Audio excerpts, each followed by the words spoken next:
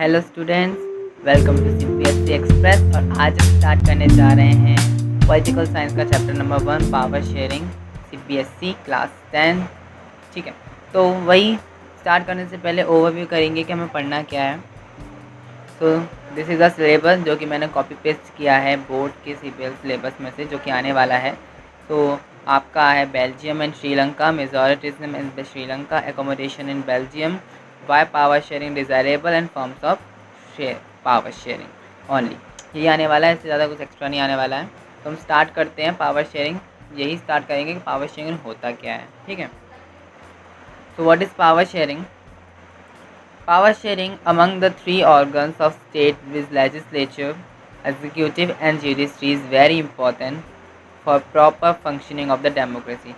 Democracy को चलाने के लिए, डेमोक्रेसी को फंक्शनिंग करने के लिए तीनों चीज़ ज़्यादा इंपॉर्टेंट है, क्योंकि इन पे खास होती है एक एलिजिबल पावर होती है, एक खास पावर होती है जिससे वो क्या है, अपनी कंट्री को चलाते हैं। ठीक है, Power sharing is a practice in conflict resolution where multiple groups distribute political, military, or economic power among themselves according to agreed rules.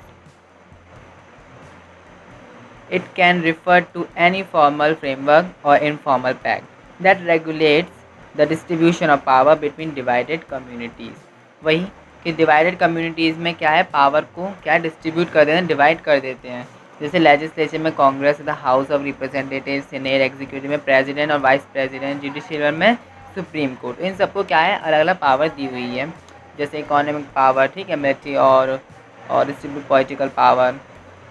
तो यही, जैसे कि आप पॉलिटिकल पार्टीज में पढ़ेंगे कि लीडर के पास भी पावर होती है, दे कैन मेकिंग रूल्स। ठीक है, तो अब आपका टॉपिक है बेल्जियम एंड श्रीलंका के साथ। तो पहला है आपका बेल्जियम।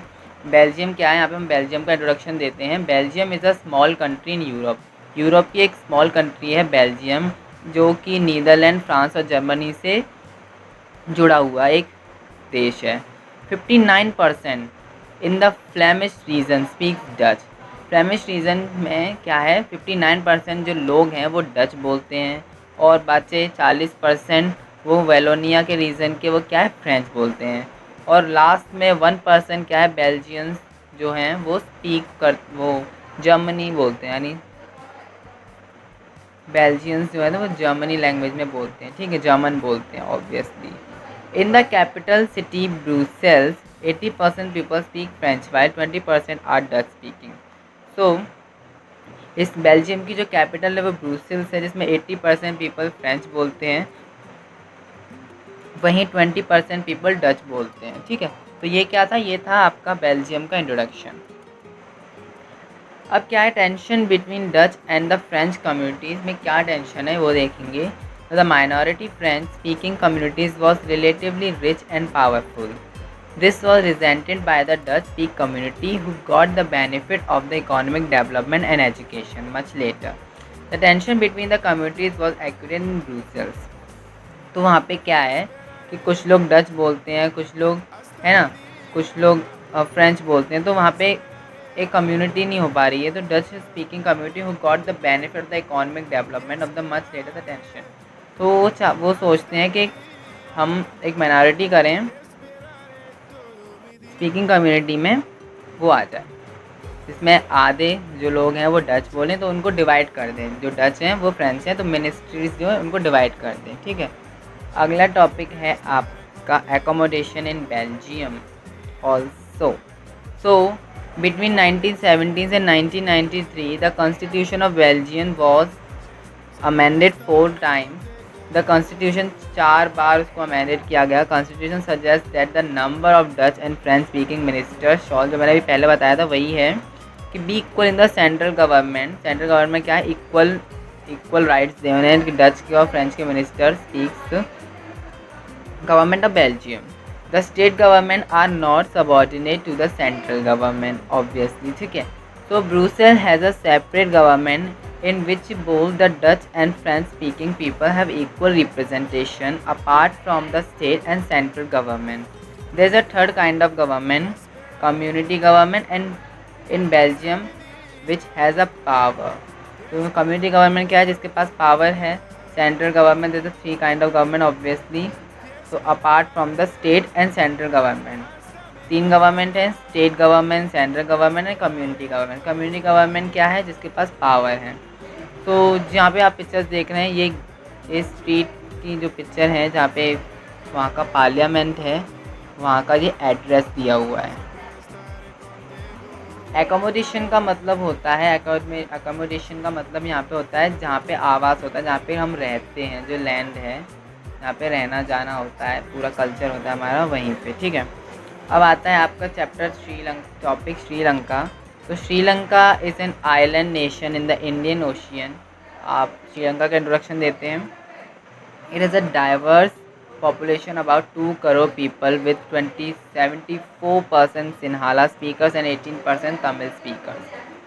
तो श्रीलंका एक आइलैंड है, आइलैंड नेशन है, एक आइलैंड कंट्री है जो इंडियन ओशियन में आती है, और इसकी जो पॉपुलेशन है वो 2 करोड़ है, जिसमें 74% लोग सिन्हाला बोलते हैं और 18% लोग तमिल बोलते हैं।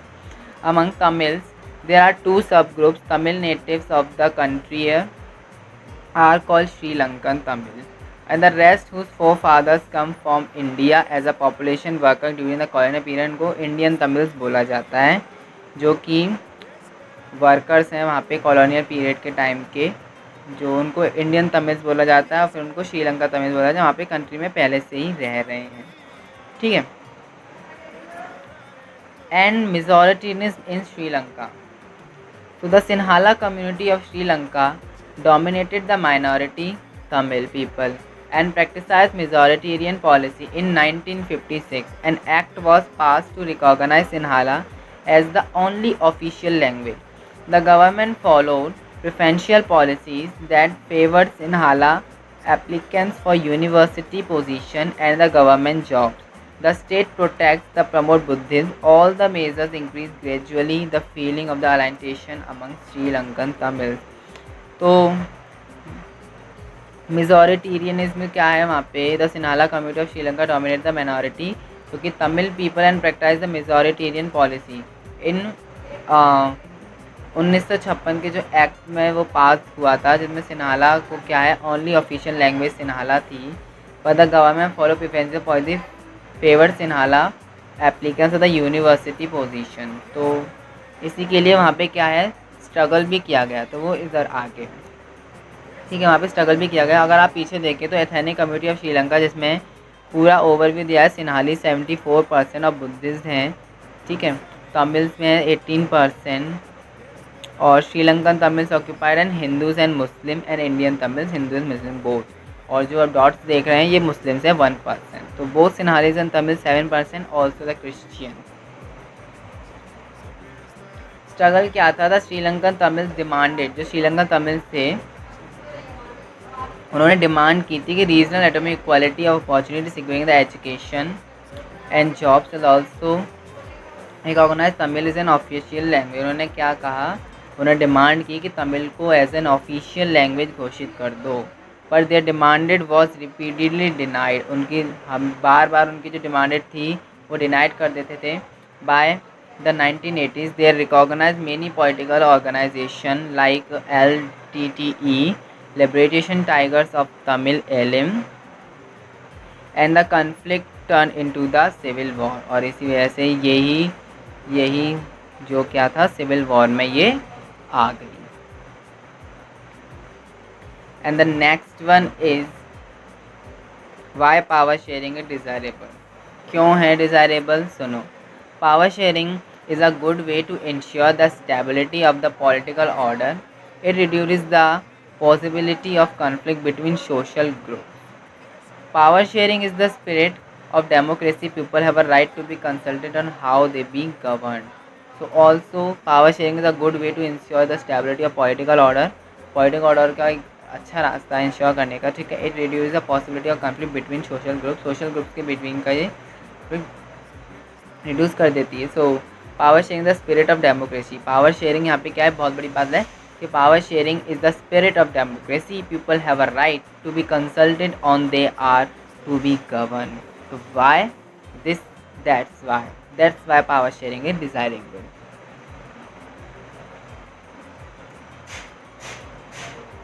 Okay, So our next one topic is forms of power sharing. Also this is the last topic. और 10 मिनट में ही हमारा चैप्टर ख़त्म हो गया, 11 मिनट लग सकते हैं. So horizontal distribution of power ensure that none of the organs that legislature, executive and judiciary can exercise unlimited power. Understand? In vertical division of power, there are different levels of government of the power divided among them. It is known as feudal division of power. It is found both in Indian and Belgium, but not in Sri Lanka. ये श्रीलंका में नहीं था, ये बात याद रखिए. Topic important है, जब MCQs वाले एग्ज़ाम थे तब ये उसमें क्वेश्चन आया था. It is found both in Indian Belgium but not in Sri Lankan. Lankan बोल लो या लंका बोल लो. So in Belgium, leaders took a different path of power sharing after amending their constitution. They developed the concept of community government apart from state and central government. ठीक है. So power is shared among different organs of government, among governments at different levels, among different social groups, and can also be seen in the way political parties, pressure groups and movement control or influence those in power. तो यहाँ पे ये chapter आपका होता है ख़त्म. तो हमने 11 मिनट के अंदर हमारा चैप्टर ख़त्म कर दिया. अगर बच्चों आपको समझ में नहीं आया हो तो कोई बात नहीं, इसका एक इजी लेक्चर भी मैं बना दूँगा. तो ये तो सिर्फ नोट्स का इंट्रोडक्शन के लिए मैंने आपका लेक्चर शूट किया है, ये कोई आपका फुल लेक्चर नहीं है. So this is lecture is shooting for notes. तो अगर आपको नोट्स चाहिए तो आप नीचे डिस्क्रिप्शन में जाके लिंक है PDF का, वहाँ पे जाके डायरेक्ट आप यहाँ से ले सकते हैं. ठीक है. वैसे अब तो चले भी गए होंगे, यहाँ पे एक ही बच्चा सुन रहा होगा, आई थिंक वो भी नहीं होगा. तो कोई बात नहीं. ओके. तो ऑल द बेस्ट गाइस, पढ़ो लिखो. And also new lecture coming soon, मतलब न्यू लेक्चर आपका आने ही वाला है. तो आई होप यू तो सब्सक्राइब कर लीजिए. Thanks for watching. Like, comment and share, and love you all for being our CBSE Express members. And please press the like button and also this red button. So love you guys. Bye bye.